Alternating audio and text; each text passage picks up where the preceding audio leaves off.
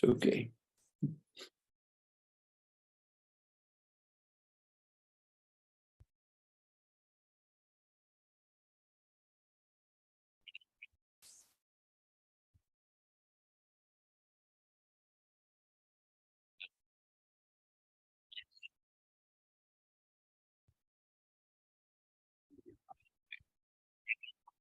Sure. Let's go ahead.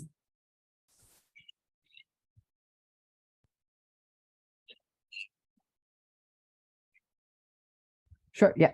I'm sure that for our audience, you're going to need no introduction, but Dr. Noam Chomsky is a widely published scientist, philosopher, and political advocate who's authored over 100 published books from topics ranging from human nature to cognitive science to propaganda and capitalist media. How are you doing today, Mr. Chomsky?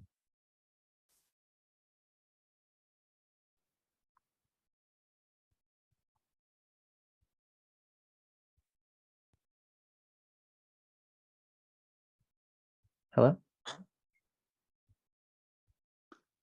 Hello?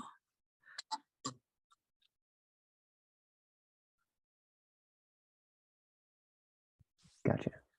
I'm getting the captioning.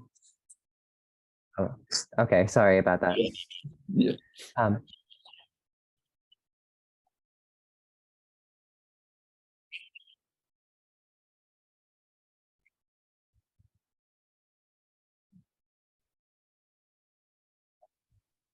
Yeah. I'm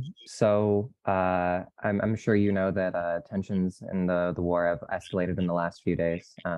For most of the war, you've been trying to sound the alarm about nuclear risk and what the U.S. can do to mitigate that. But many in the corporate media have said that the risk of nuclear war, global war, is too low to consider. How much do you fear that the recent Russian attack on Poland has increased the risk of nuclear tension in the world? Well, to be precise, it wasn't a Russian attack on Poland. It was a Ukrainian anti-aircraft missile that happened to hit a couple of kilometers across the border. The casual way in which nuclear war is being discussed is as if it were insignificant or an option is beyond insanity. It's a very serious threat. If you'll notice, virtually all the talk about nuclear war is in the West. There's almost nothing from Russia. There have been a couple of sentences from the Russians over the last couple of weeks, basically repeating the conventional doctrine of all nuclear states, saying if Russia ever faces an existential risk, a risk to its survival, might consider using nuclear weapons. That's the position of every nuclear state. I should say, with the exception of the United States. The United States has a much more extreme doctrine, far more. It's rarely discussed.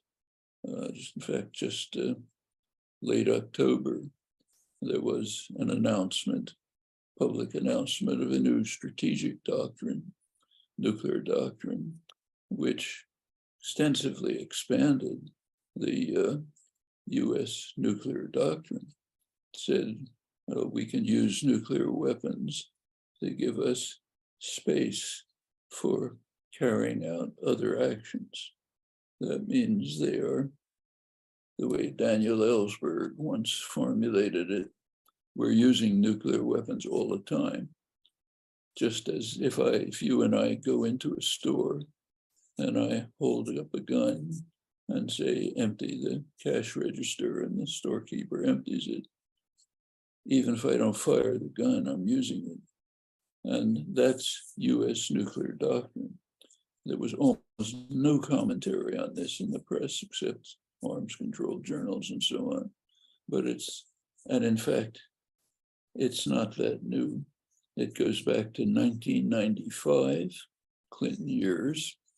Central document came out, declassified. It's been in the public record for 25 years. I've been writing about it for 25 years. It's called Essentials of Post-Cold War Deterrence. It's Stratcom, Strategic Command, Charge of Nuclear Weapons. It says we have to maintain nuclear weapons at the ready all the time because they cast a shadow over conventional actions. That's in fact just what Admiral Richard testified to Congress a couple of days ago about the so-called new doctrine. Casts a shadow over conventional actions. It expands our territorial domains, threatens others.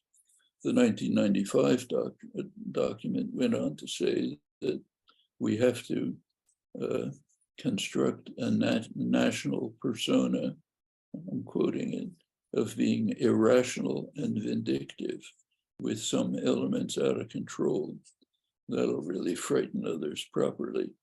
And then they'll get out of their way when we want to do something. That's US nuclear doctrine, but we don't talk about that. In fact, you look over the last 25 years and you can barely find a mention. I've written about it a couple of times, but nobody else does. What we talk about is the Russians repeating the conventional doctrine. Now, to be precise, it's extended because Russia's been saying that for some time, but now they're saying it after they annexed areas of Ukraine, which means now the Russian doctrine says, if you interfere with us there, that's a threat to Russia. So that's an expansion of the conventional doctrine. But that's it. Almost all the talk about nuclear war is in the West.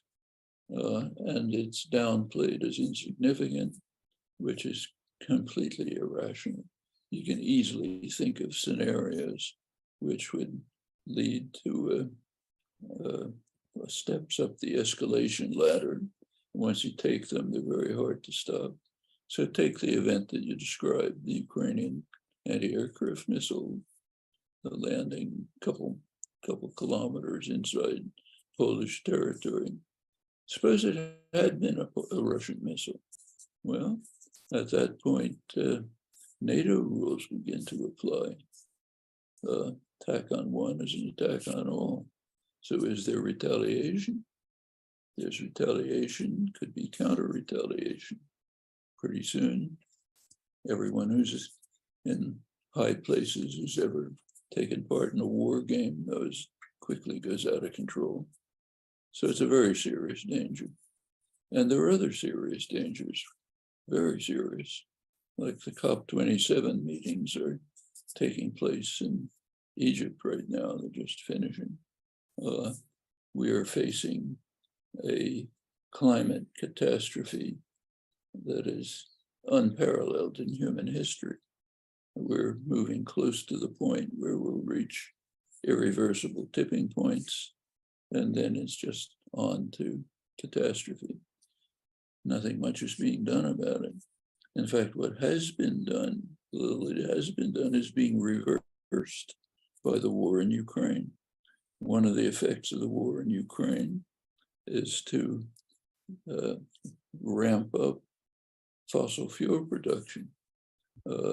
New fields are being opened.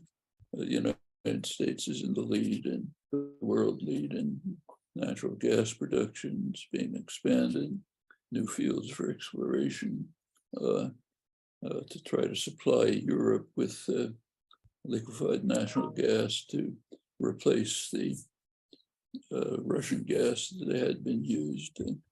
Middle East countries are being urged to produce more fossil fuels. All of this is setting back the hopes for somehow surviving the destruction of the environment that's sustainable. All of this goes on while the Ukraine war is going on. All of this gives good reasons to try to end it before it gets worse. There are other good reasons. What's happening to Ukraine? Right now, for example, Ukrainian cities are facing blackouts.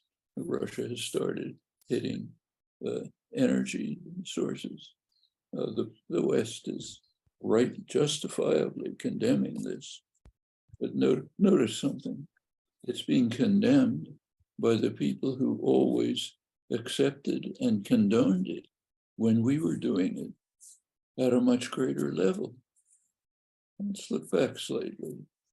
US and British military analysts have expressed their surprise that the Russian invasion was so limited.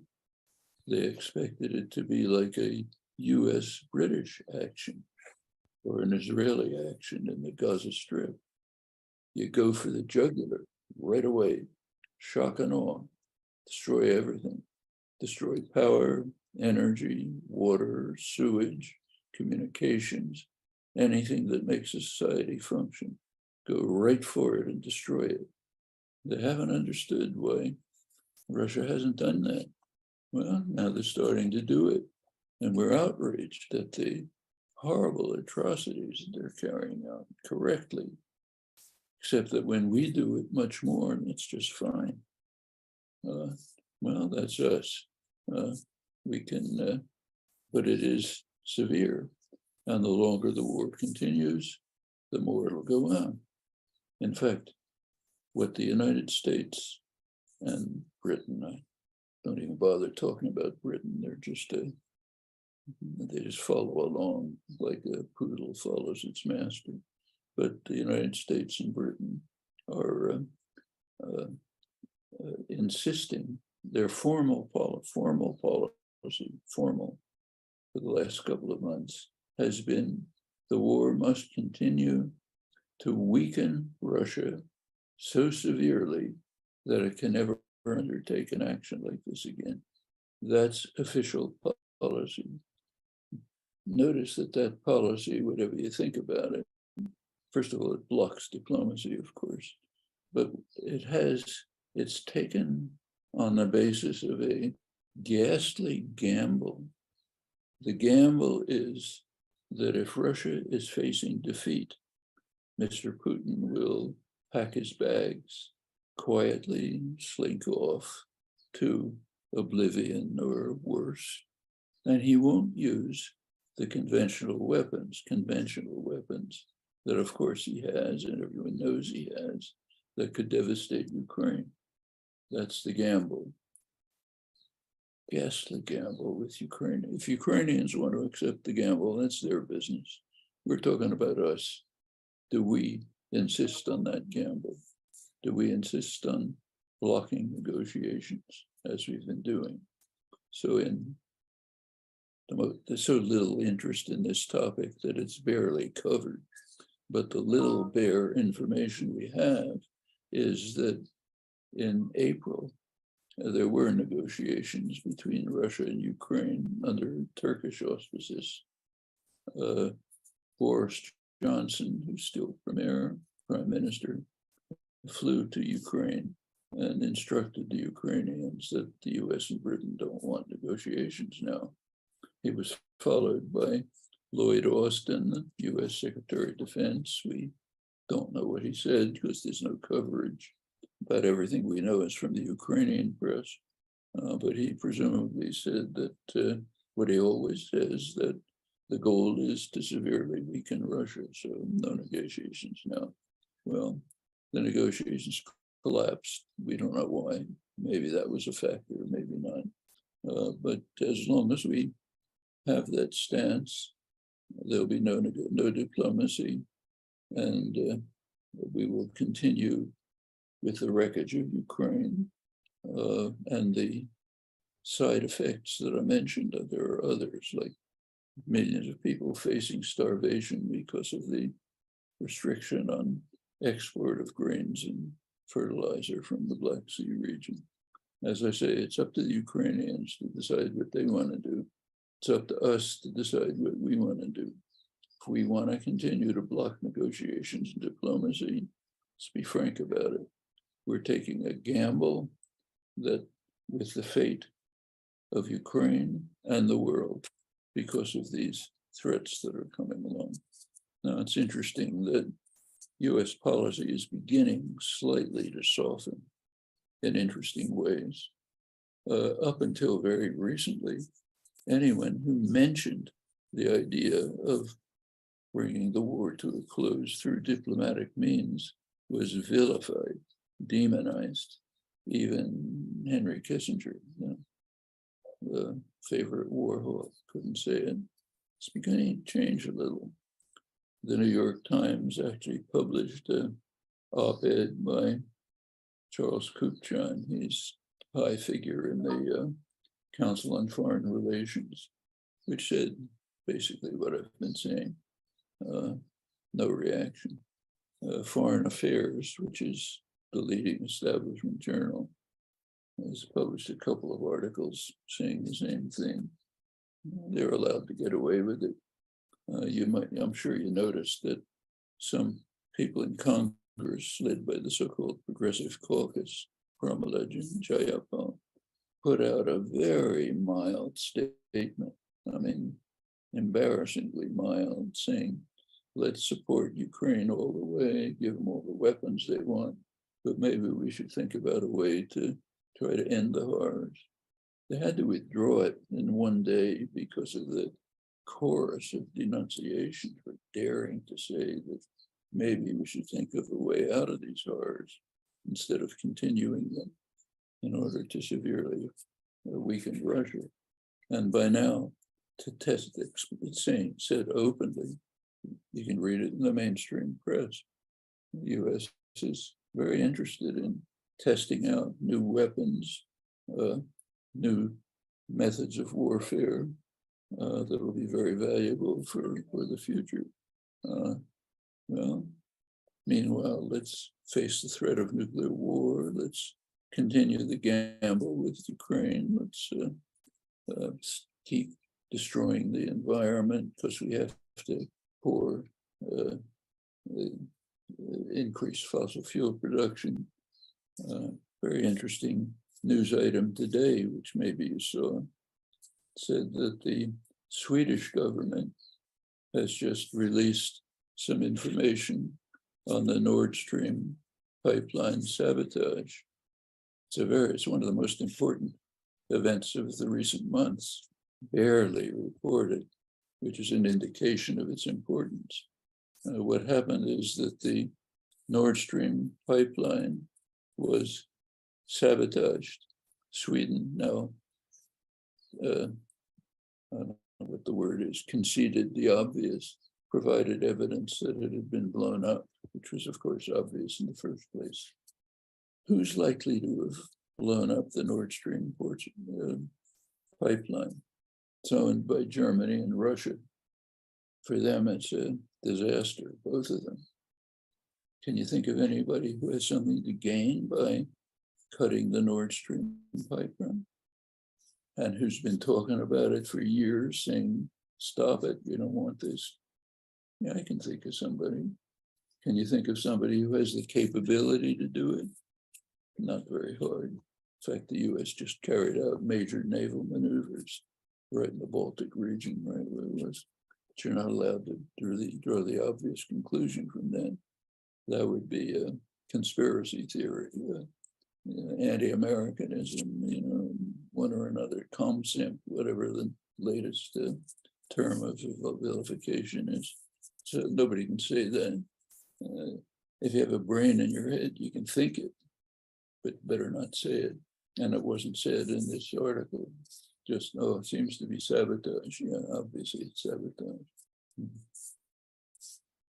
So yeah, I think that's a great illustration of how right now the U.S. is failing to take into account the dangers of this war. I think that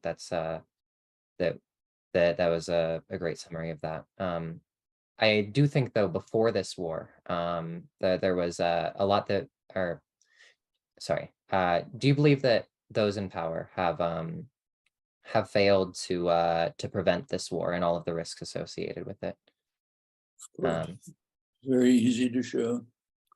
For the last, first of all, it goes way back, but let's just take the last decade. The United States has been perfectly openly, nothing secret, arming Ukraine,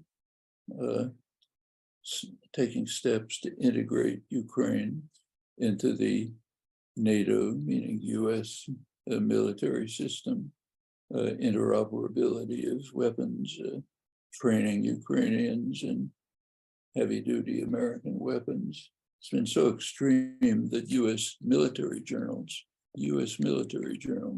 describe Ukraine as a de facto member of NATO. The Biden administration actually took it beyond. September 2021 came out with a formal statement that Ukraine is now part of an enhanced program of preparation for NATO integration. Now, this is against the background of 30 years of warnings by high-level US diplomats, including virtually everyone in the diplomatic corps who had any knowledge of Russia, that Russia will never accept Ukraine within a hostile military alliance. I mean, the head of the CIA, who was a Russia ambassador and a Russia expert, William Burns, his predecessor in the CIA, Robert Gates, the defense minister for George W. Bush, George Kennan, the whole long, Jack Matlock, Reagan's ambassador to Russia and other Russia specialists, all along for 30 years are saying, shouldn't do this. It's provocative, it's reckless, it's dangerous. No Russian leader will ever accept it. It's pretty obvious why. Take a little bit of look at history. What happened a couple of decades ago, a couple of decades before that, invasions of Russia through Ukraine, killing 25 million people, practically destroying the country. Look at a topographical map. There's no defenses between Ukraine and Moscow. And it's perfectly obvious why they're not going to allow it to be part of a hostile military alliance. I mean, would the United States allow China to put up, to bring Mexico into a major military alliance with weapons aimed at the United States? I mean, it's not even thinkable, you know. But it's been reckless, provocative. There has been a framework for negotiations. We can't know if it could have worked because it was never tried. But the Minsk framework, Germany and France, Russia and Ukraine had settled on a framework which included, crucially, neutralization of Ukraine, which means Ukraine has the same status as Mexico or Austria through the Cold War. Neutralization of Ukraine, that's not an interference with sovereignty. Nobody interferes with Mexican sovereignty from the fact that they can't join a Chinese military alliance. I mean, demilitarization, I mean, no heavy weapons aimed at Russia. Putting off the Crimea issue because you can't settle it right now, it's too complicated. Some kind of autonomy for the Donbass region, preferably to be settled in terms of internationally run referenda. Well, that's the basic framework, right up to the invasion. Ukraine sort of indicated some degree of interest in it. Russia was calling for it. We don't know if it could have worked. Basically wasn't tried.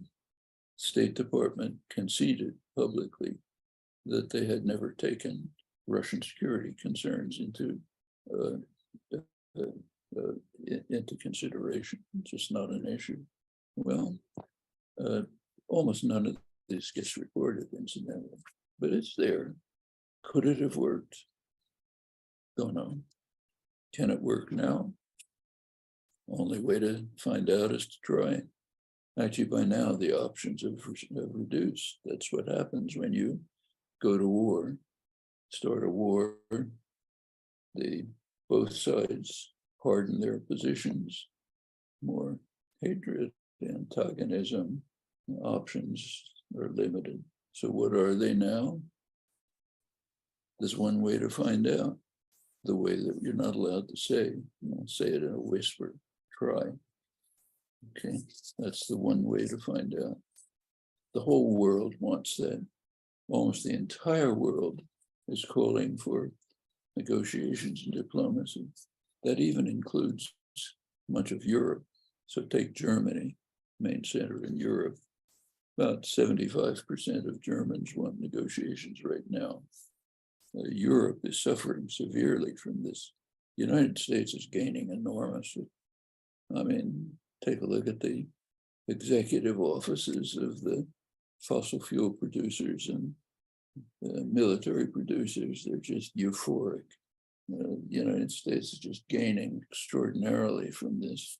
Europe's getting smashed. The effect of the war is to drive Europe into Washington's pocket. Highest goal, no more talk about an independent Europe. So for the United States, it's just all gains. For Europe, it's all losses.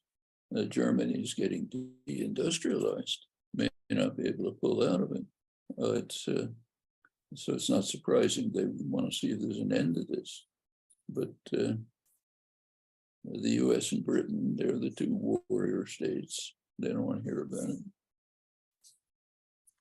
Okay. You mentioned earlier climate change. I think you just mentioned again fossil fuel companies. I think it gives us a perfect point that we can talk about the next topic, which is just looking at nuclear risk. It's very hard not to think about the other things that threaten to devastate humanity. And already today, even without subsidies, clean energy ends up being significantly cheaper than fossil fuels long term and not so much short term. It's also got public support, with 80% of Americans believing that we should prioritize alternative energy production. And so the question I'm trying to ask is just what is it that's allowing corporate institutions to be so successful at preventing the most serious action for more than a century after the discovery of climate change? And what strategies do they use for preventing acting on what is now the extremely strong consensus among both Americans and the scientific community? Well, you can look a little bit at the history and see how it developed. So by the 1970s, it was beginning to be understood by scientists that we're reaching a very dangerous situation. It wasn't quite known how dangerous, but there was information coming out. The scientists who knew most about this were the ones working for the energy corporations. So ExxonMobil scientists were studying this very intensively. Obviously, it's of great interest to them, giving the information to management who was sitting on it. It was a secret, corporate secret. We don't want the world to know about this. It broke in 1988 when James Hansen, a highly regarded climate scientist, gave a public presentation in Congress and the public in which he warned about the scientific recognition that we're facing severe dangers. How did ExxonMobil and other companies react? They called in their scientists, called in their PR people, tried to figure out how to respond to this. The PR people advised them not to deny it, because if you deny it, you'll be quickly refuted. So they said the best thing is to say, just cast doubt. Say, well, we really don't know, haven't investigated cloud cover yet. Maybe there's something about sunspots. Why don't we just continue to develop richer, more developed societies? Small footnote, meanwhile making profit, but we don't say that. And maybe when we're richer, more developed societies, if this turns out to be real, we'll be able to deal with it. That was the PR coming out of the fossil fuel companies, widely reported. Let's think about what happened to the Republican Party. The Republican Party is now a party of 100% deniers. 100%. Take a look at the last Republican primary, 2016. Now the party's disappeared. It's Trump's party, but that was the cream of the crop of the Republicans, every single one, either denied that global warming is taking place or said, maybe it is, but we don't care. Hasn't. So what happened to the Republican Party? Well, you learn a lot about democracy by looking at it. We know what happened. In 2008, John McCain was running for president. He began to talk about climate change. He made some mild proposals on his platform about maybe we ought to think about it. In Congress, there were the beginnings of steps towards thinking about some mild positions. The enormous Koch energy conglomerate, huge private conglomerate, got wind of this and was infuriated. They launched a juggernaut attacking Congress, threatening, intimidating people in Congress, threatening to run candidates against them, bribery, massive lobbying, fake popular groups, astroturfing. Party turned on a dime, literally, all totally sold out. No more talk about climate change. We know where our bread is butter. You guys fund us, we're not going to do anything. Ever since then, 100% denialist party. That's called democracy. Take a look at what just happened in Congress the last couple of months. The Biden administration put forth a moderately reasonable climate program, moderately reasonable. It was under popular pressure. Sunrise Movement, young activists, Sanders, others. So it wasn't too bad, not enough, but wasn't too bad. They started cutting away at it, one piece after another. 100% Republican opposition, a couple of right-wing Democrats, mainly Joe Manchin, coal baron himself, the most heavily funded person in Congress by fossil fuel industries, wouldn't go along. It was cut down to almost nothing. I mean, something finally passed, but a fraction of what was the original. And it had to, in order to pass, to get the Republicans to let it pass, and Manchin, it had to have gifts to the fossil fuel industries, whole pile of gifts, giving them credits if they decarbonize. And the way they're using it tells you a lot about how capitalism works, a lot. That's why it's not reported. And so ExxonMobil, for example, I wouldn't say not reported, barely reported. ExxonMobil discovered that there are areas in Wyoming where the CO2 content, the carbon content of the fields is so high that they can't exploit it for oil. So they started digging there because then they can extract oil, which is so heavily loaded in carbon dioxide, they can't use it. And they can then bury it in the ground and get credits for decarbonizing. And therefore they get paid off by the climate program that was just passed through. That's the kind of thing that's going on. I mean, anybody who knows anything about the capitalist system knows, of course, this is going to happen. I mean, corporations aren't been, they're not Human Rights Watch or Amnesty International or Oxfam. They're out for profit. They're going to make it any way they can. I mean, some of what's happening is it's almost impossible to describe. One of the main companies, ConocoPhillips, their scientists have figured out a way to harden the permafrost. One of the real dangers, the Arctic is heating up very fast. There's a huge amount, incredible amounts of carbon in the permafrost, and scientists are terrified about what happens if it melts. Well, they figured out a way to harden it, which slows down the melting. Why? So that when it's harder, they can drill for oil. I mean, that's capitalism. Capitalism 101. You can't blame them. I mean, that's That's the nature of the beast. We can pretend we don't understand it if we want, but of course that's it. Well, that's going back to your question. The Republican voting base listens to the leadership. They listen to Fox News. They listen to the talk radio, which is all far right wing. What they hear is climate change is a liberal hoax. It's not happening. It's just the liberals are trying to undermine the economy. Forget about it.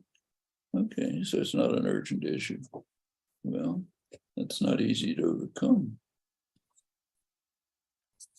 Yeah, it does seem like the approach the Republican Party makes is to continuously cast out, as opposed to just directly facing the problem. There are the occasional climate deniers. They're still within the party that are just blatant, but like you were saying, yeah, it does seem as though they've taken more to the strategy of it's not the case it's an urgent issue. It's not the case that it needs to be done right now. It's long and distant future. It might not be caused by humans. We don't really know. You can't really know anything, and so on. And I think this same strategy, I think, is relevant to the next set of questions here, which is that another major risk is one we've become very familiar with in these last couple of years. The increasing pandemic risk of modern society would be that risk. With factory farming and antibiotic use, both in factory farms and outside of them through overprescription, pandemics seem especially threatening in the modern era. The question is just, what can activists do to help society prepare for and mitigate that risk? Well, the factory farming is a major problem, not just pandemics. It's been around for a long time. Factory farming, first of all, it's hideous for the animals, but it's also means that you cram animals together, viruses spread. You have to start using bacterial infection spread. Have to start using antibiotics, massive use of antibiotics. You get mutations, you get antibiotic-resistant bacteria. That's a serious danger. Antibiotic-resistant bacteria are developing largely through factory farming. It'll hit the rest of us. It could be indescribable. It's already the case. It's dangerous to go to a hospital now because you might be hit by resistant bacteria that are running around. We're killing ourselves, all so that more profit can be made by major corporations. Let's face it, that's what it is. Today, there was a report in the New York Times. I urge you to look at it. It's a lead story in the New York Times. It says, the United States has to stop the large-scale production of vaccines. Research on a nasal spray, which is the most hopeful means of producing a pandemic, has to be done outside the United States because the US can't fund it anymore. Research on a universal vaccine, one that'll go to the root of it and stop all the mutations, has to stop. The Republicans won't fund it, so Congress can't fund it. Pfizer and Moderna, the two main companies, they don't want to release, first of all, they don't want these new vaccines to develop.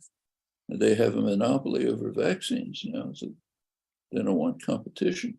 Also, they don't want to release unused materials that can be used in research. Well, that's the capitalist system. You want to get anything done, you have to bribe the rich and powerful so that maybe they'll let you do it.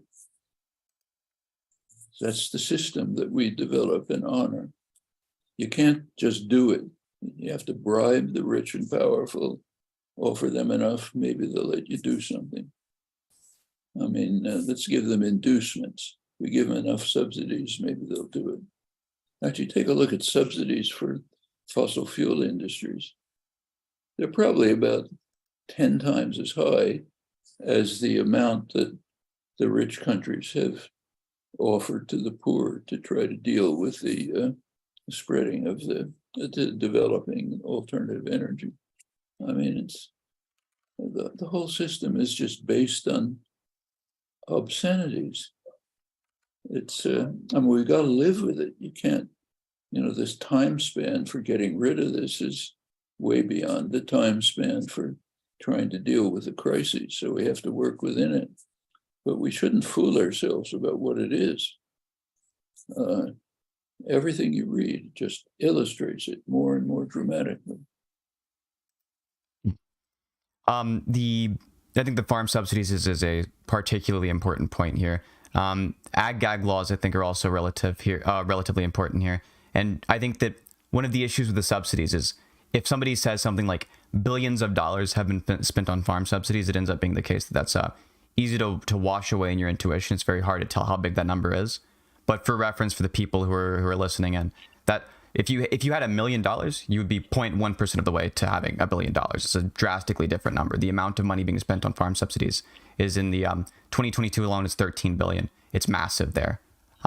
I wanted to get your opinions or thoughts on an idea called value lock-in. This is a pivot from the last topic, but when the idea of manufacturing consent gets brought up, the sort of paradigm shift it gives somebody engaging with it is that the political power doesn't flow out of the barrel of the gun, but instead it flows out of learned assumptions, the fact that media survives by that media making money. It's built into the system. It's not something that's actively being done at every step.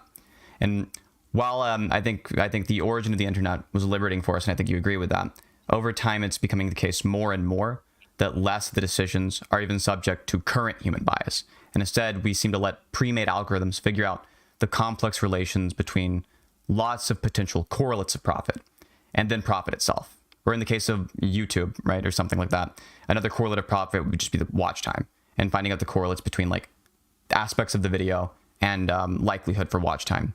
And so my question is this: as these systems become responsible for more and more decision making, as the values of the most powerful people in society today become locked in, do we on the left have time to wait to respond to that? Or do we have to be preemptive and make sure society is as democratic as possible in this specific area, machine learning, ASAP? Yeah. Everything you describe is correct, but is it different than before? I mean, I've been around for a pretty long time. I can't remember anything that was any different. I mean, less intense maybe, but pretty much the same. Take the Iraq War. The whole world was strongly opposed to it, practically the entire world. The United States and Britain, that's it. Israel for its own reasons. The United States was in a total furor about it.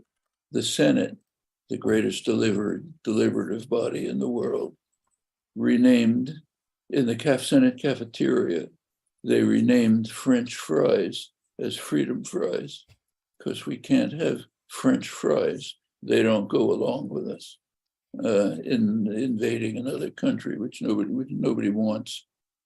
I mean, you go back to the First World War. I mean, the First World War, the population was pacifist.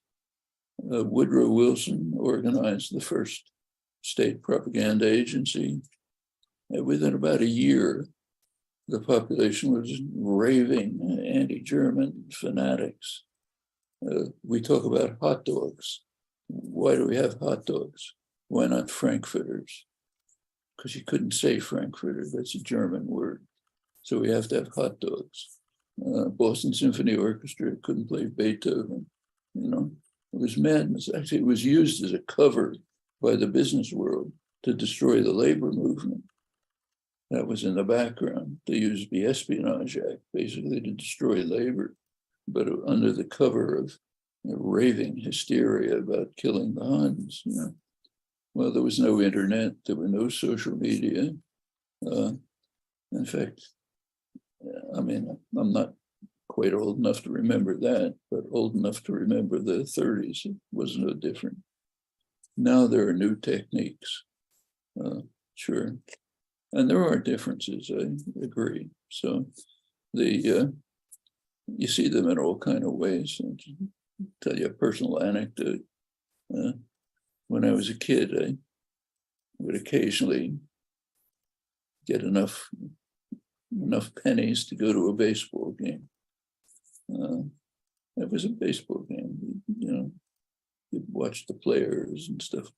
And my grandson decided he wanted to go to a baseball game, so I took him. All you see is advertising.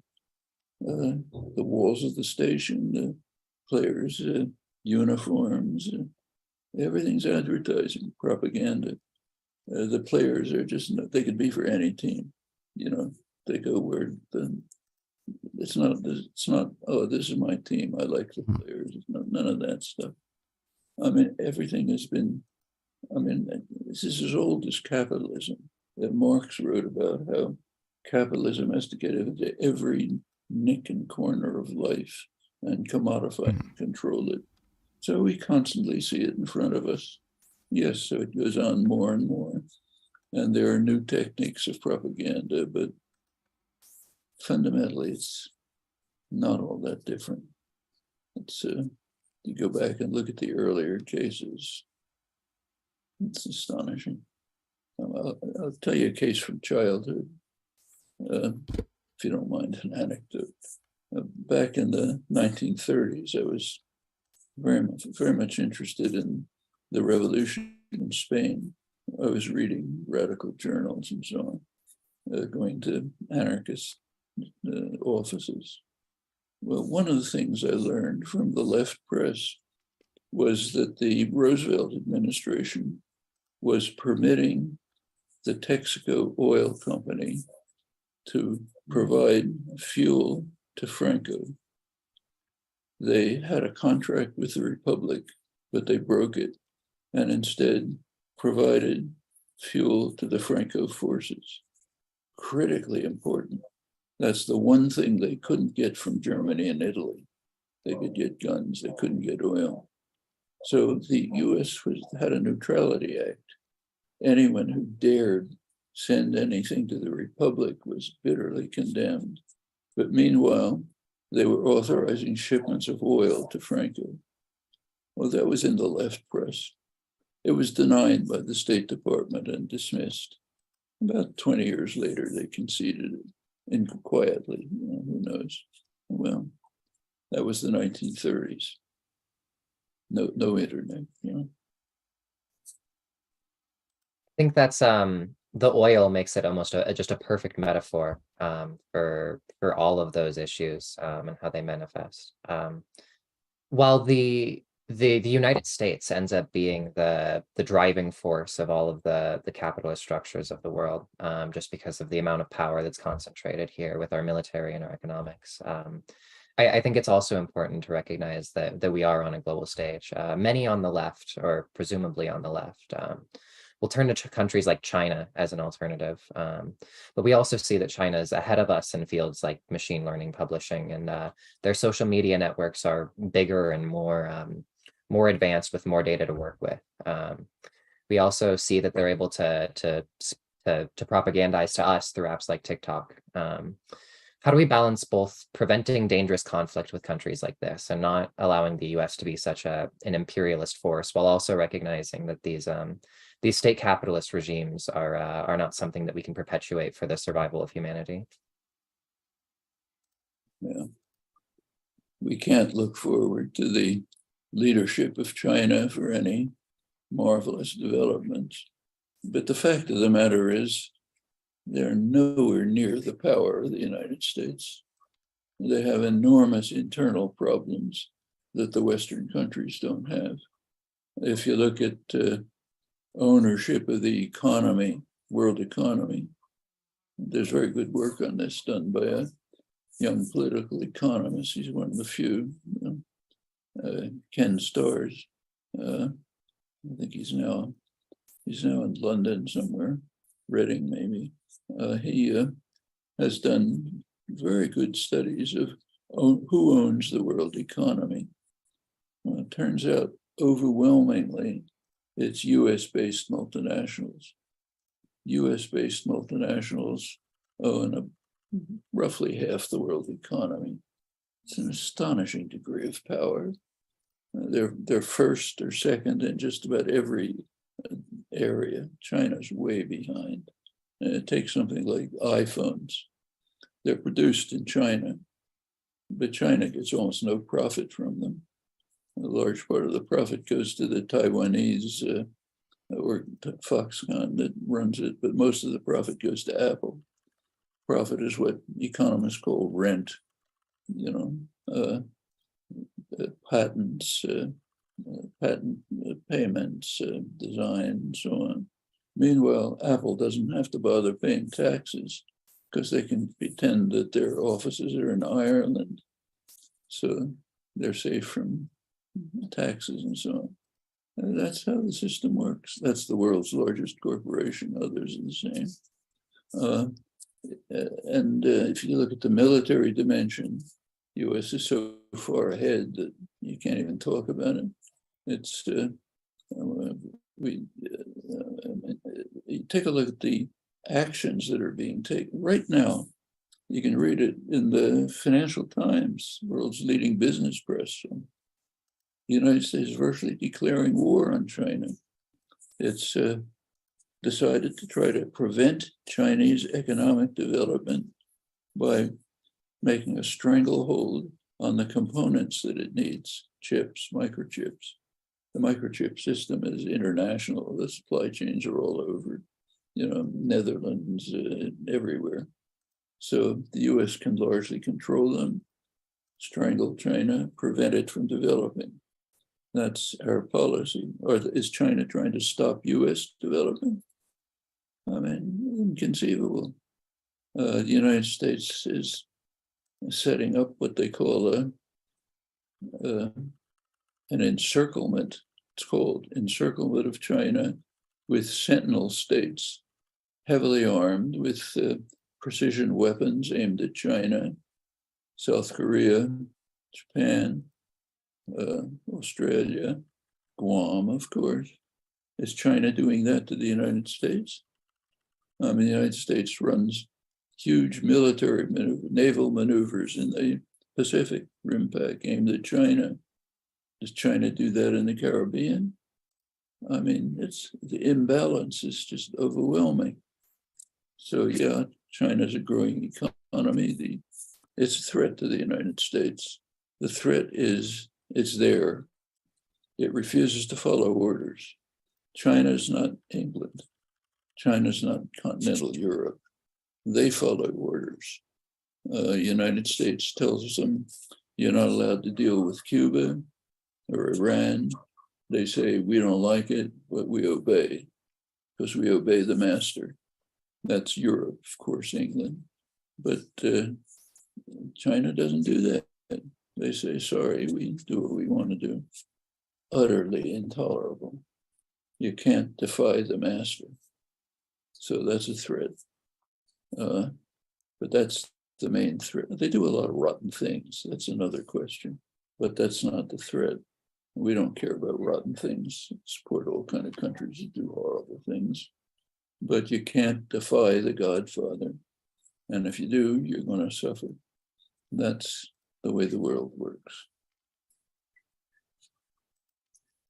Yeah, that makes a lot of sense. And the interactions with China, I think, have been incredibly escalatory in a way that they need not be recently. Given that we're in such dire conditions right now, given that we have all of these risks of nuclear war and climate change, what on a societal level can we do? What policies should we be aiming to be passing? And what on an individual level can activists do to make sure that they do everything they can to make sure that humanity survives for as long as possible? And on that individual level, do you think that the average person in the working class has an obligation to fight against the ruling class? In their own interest. They have an interest in fighting against it. If you allow class war to be one-sided, you get ruined. You want an example? Take the last 40 years. the last 40 years is called neoliberalism. You read the literature on neoliberalism. It's supposed to be about markets, freedom, liberty, all total crap. No reliance on markets. It's what's called a bailout economy. 40 years started with Reagan carrying out the biggest bailout of a bank in American history. He ended his terms with the savings and loan crisis, another huge bailout, one after another. It's true that there are markets for the poor and working people. Remember Thatcher, there's no society.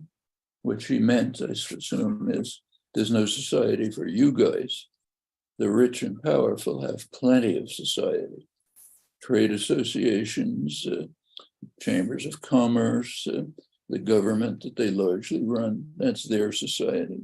So they have a very rich society. You guys are out there trying to survive somehow in the market. Precarious existence, well, that's life. We've had 40 years of that.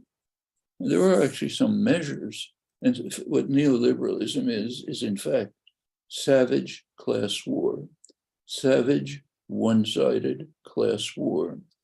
First act of the Reagan and Thatcher administrations, attack the labor unions, make sure there's no defense, made good sense. So what can workers do? Alone, not a thing. In labor unions, quite a lot. Same with the rest of us. Sitting alone, you can complain, maybe write something on, post on the internet. If you're in organizations, you can do something.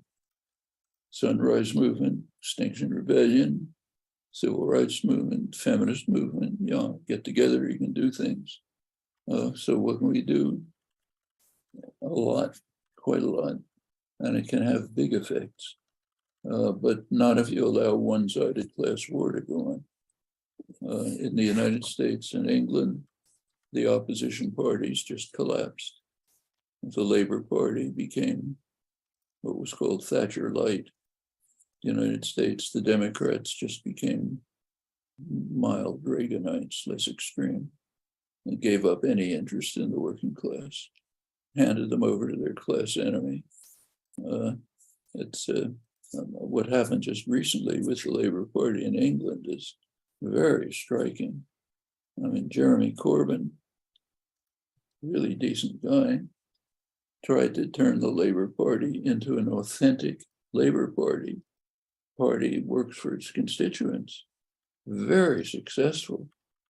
2017, the Labour just had the biggest victory it had had in half a century. The whole establishment came down on him like a ton of bricks.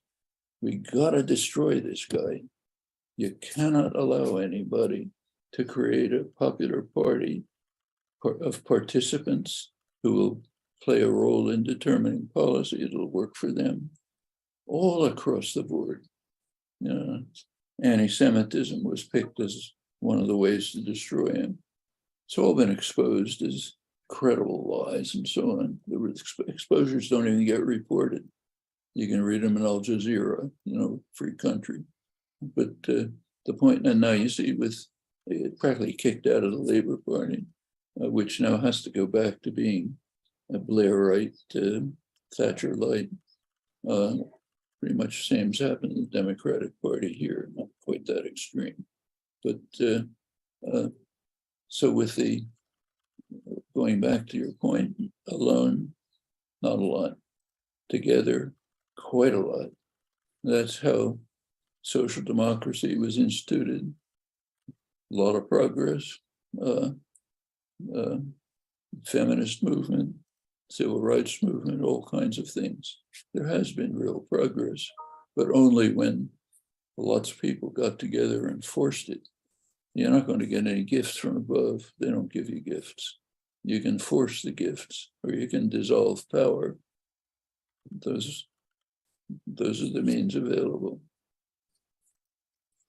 And I'm afraid I have to go off to another talk. I'm sorry we don't have any extra time here. Could I ask you one really quick question on linguistics that somebody wanted to ask, and then I'll let you get on with your time. The question is from Ezed, who said, "Sorry, I wasn't able to ask this question to you directly. I have recently been reading Wittgenstein on rules and private language. In it, Kripke notes that Wittgenstein rule following paradox serves to also cast doubt on the notion of competence. Since the notion of competence is important to your theory of generative grammar, this in turn constitutes a threat to your linguistic project.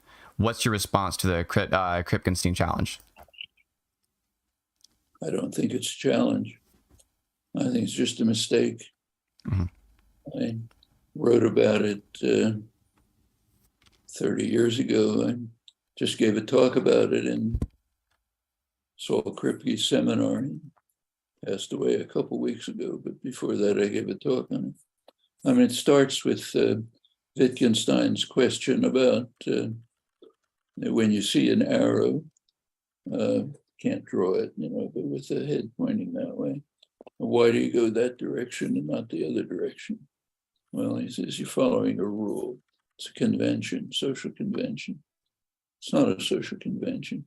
It's innate. Infants would do it.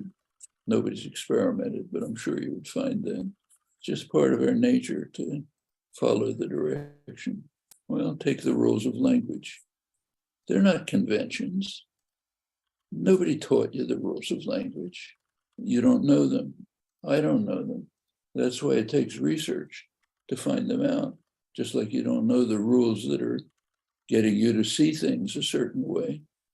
A child just has an innate structure. It is triggered by experience, takes one form or another, like other kind of innate structures. It ends up being the kid's language. Unconscious, inaccessible to consciousness, reflexive, just like growth. So there's a couple of conventions, like how do you spell words or something, but they're so superficial, they're hardly worth talking about. There's almost nothing conventional, no social agreements. The whole picture is just wrong. These are biological systems which grow and develop the way other biological systems do. So the paradox never even arises. There's no question of why do you follow the rules. It's like saying, why do you walk by moving one leg in front of the other? It's not a convention. It's your nature, So I don't think the discussion gets off the ground, frankly. Okay. Antonio, I think you're muted. I'll go ahead and unmute you really fast. There we go. If you want to unmute yourself, you have to locally. Yeah. I have a question for you, Chomsky. How do you conceive of a state? Oh, you're asking the definition of a state? Yeah, since there's a lot of definitions of a state, but I want to hear yours. It doesn't have much time, so we won't be able to get to the other callers. But you were promised you were the one doing the emails, so there's your question. The question was just, what is the definition of a state? Am I still muted? No, it was Antonio who was muted. You're not. The question of, I'll go back a step. The question of definition arises when there's a point to it. When is there a point to a definition? Well, when you need clarification for some explanatory purpose. If you have some kind of explanatory theory, the terms aren't clear enough, so you don't know what the consequences are, you sharpen them up. Other than that, there isn't much point trying to give definitions. We have an informal, intuitive notion. If it's good enough for practical purposes, that's it. To define, you can sharpen it or one way or another, but there's no point. It just imposes conditions that are beyond what's required for explanation. This is even true in mathematics, the most formalized field. So most of the great work in classical analysis, basic mathematics, was done in what we call calculus. The concept of limit is the fundamental concept. it wasn't really understood until the mid-19th century. The great work had already been done. Finally, it got to the point where you really had to define limit. You couldn't go any further. I mean, take a look at geometry. It's been studied for millennia. It wasn't formalized until about 1900. I mean, you sharpen and formalize things when there's some point in doing so. Otherwise, you just go ahead. So I could give you some kind of definition, but it's not helpful. It'll be too imprecise for some purposes and so on. And it's basically whatever form of organization some territorial unit forms for themselves. Call it a state. Okay. Thank you so much for your time. For any of the people who wanted to call in, I'm sorry that you guys didn't get a chance to. The schedule worked out such that it was, we had a bunch of issues on our end making the Zoom call work properly. And so it just ended up running on too long. But thank you so much for your time, Professor Chomsky. I enjoyed the conversation. Good to talk to you. I'm sorry I got to rush off, but it's all right. You have a good one. Have a good one, buddy.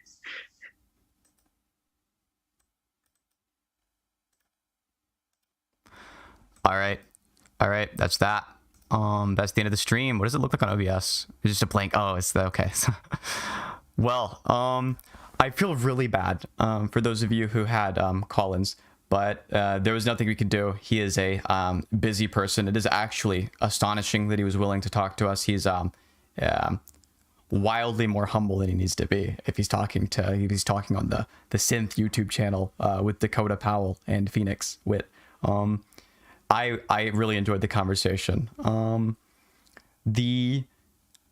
not really sure where to go with it after this point, now that the convo's done with Chomsky and the calls ended. I guess I could just end stream. That was perfect. I think everything went super well. I liked every single one of his answers. I really do wish, though, Omni had questions for him about his stance on effective altruism, which I'm sad we didn't get to get into, because those are they were kind of some very hardball questions, and that would have been good. But I hope you guys enjoyed it. You guys can all stop watching now. You can all click off the stream and we could have an incredible